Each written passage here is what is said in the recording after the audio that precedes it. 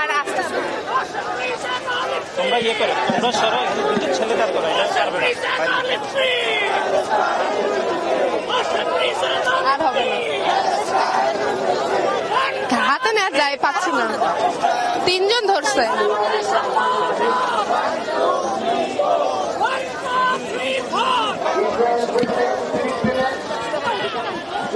গণহত্যার প্রতিবাদে বাংলাদেশ জাতীয়তাবাদী ছাত্রদল কর্তৃক আয়োজিত আজকের উপস্থিত হয়েছেন বিএনপির অন্যতম সদস্য এবং আমাদের ঢাকা বিশ্ববিদ্যালয়ের সাবেক অন্যতম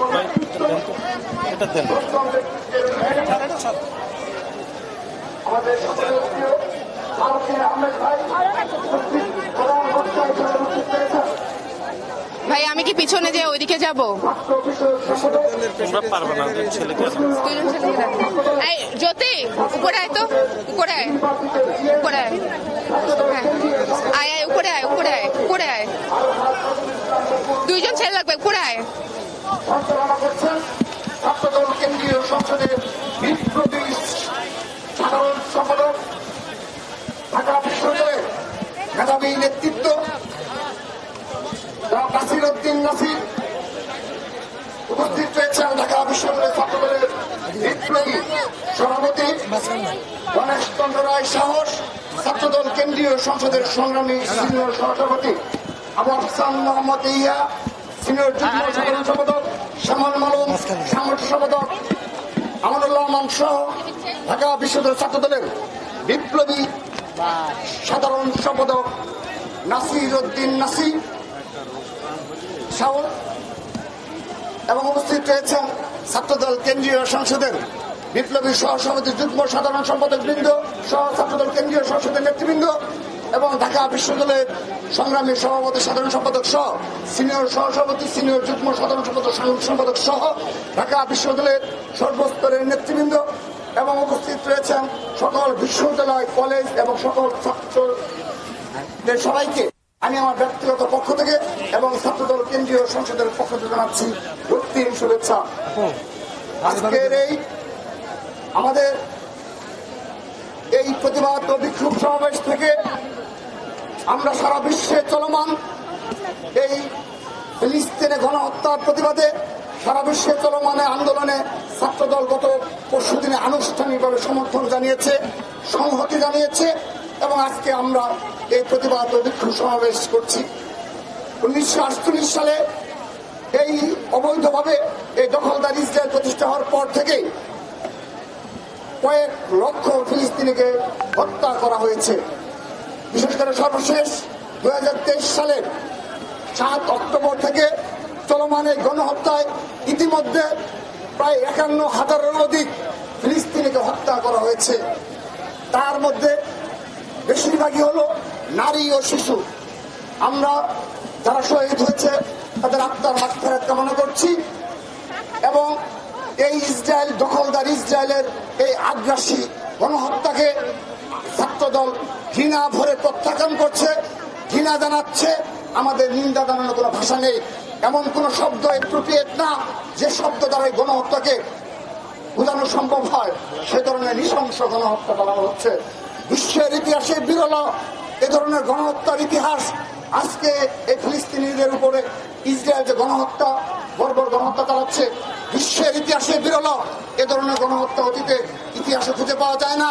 সে ধরনের একটি বিশ্বে আমরা বসবাস করছি। আমরা বাংলাদেশ থেকে আমরা শুধুমাত্র সচেষ্ট রয়েছি।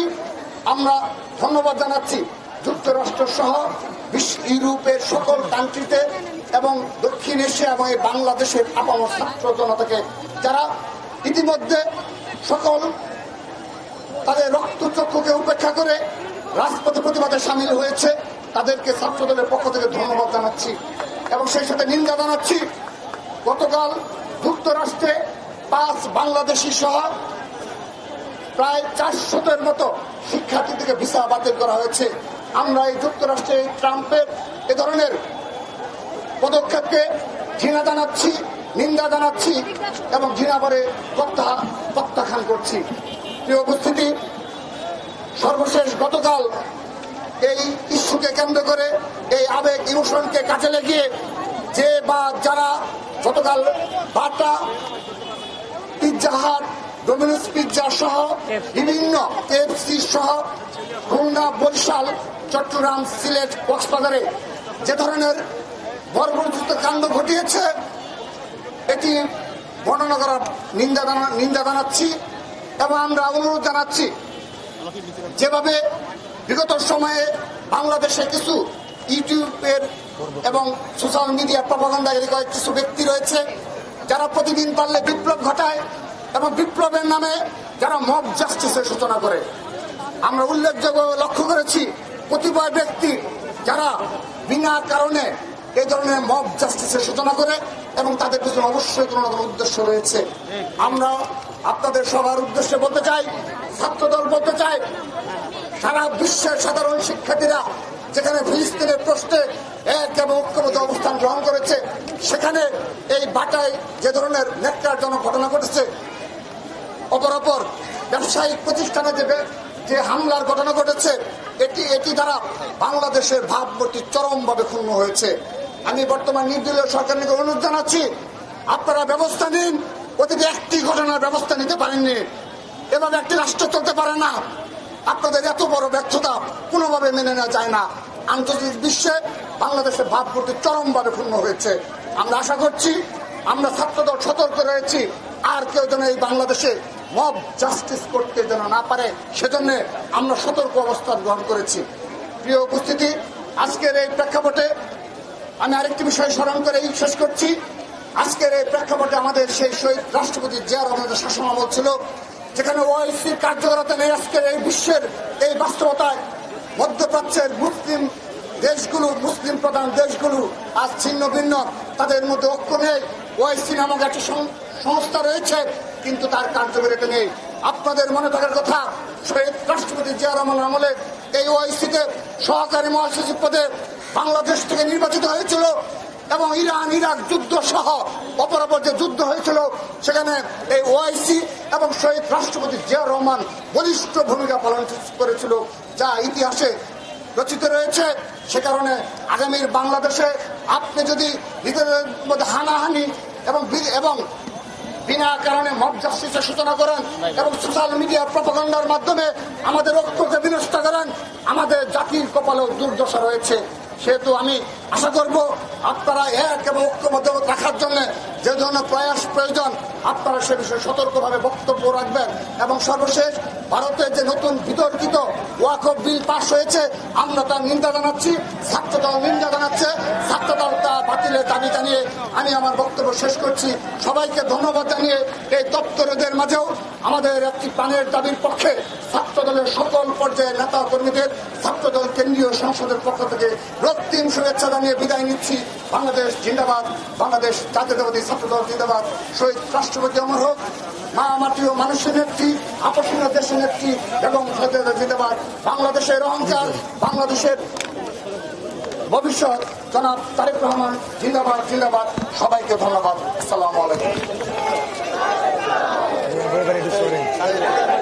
আমি নিয়ম করবো, কেউ থাকবে না, তোমরা যদি আসো তাহলে হয়।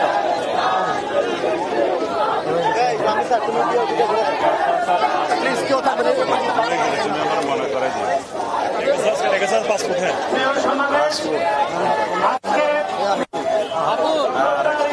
আমরা যে বিএনপি থেকে প্রোগ্রাম দেবো তিনটা বিষয় অনেক গরম না, এই গরমে আমি আমার মাথা ঠিক নাই, সারা রাত ঘুমায় না। এই গরমের মধ্যে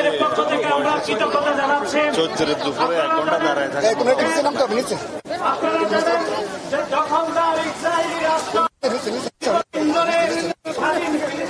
তোমরা সব বসে দাও না,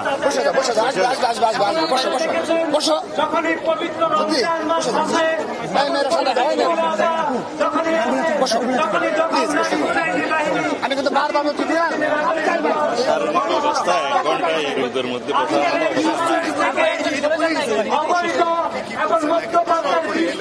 কিরকম রোদ প্রধানমন্ত্রী নেতানিয়াহুর আমরা বিচার এবং গ্রেফতারের দাবি জানাচ্ছি। এবং একই সাথে আপনারা জানেন বাংলাদেশ জাতীয়তাবাদী দলের প্রতিষ্ঠাতা শহীদ রাষ্ট্রপতি জিয়াউর রহমান 1980 সালে আমাদের ক্রিকেটের মসজিদুল আকসা এবং ছবি সম্বলিত প্রকাশ করে সমর্থন জ্ঞাপন করেছেন।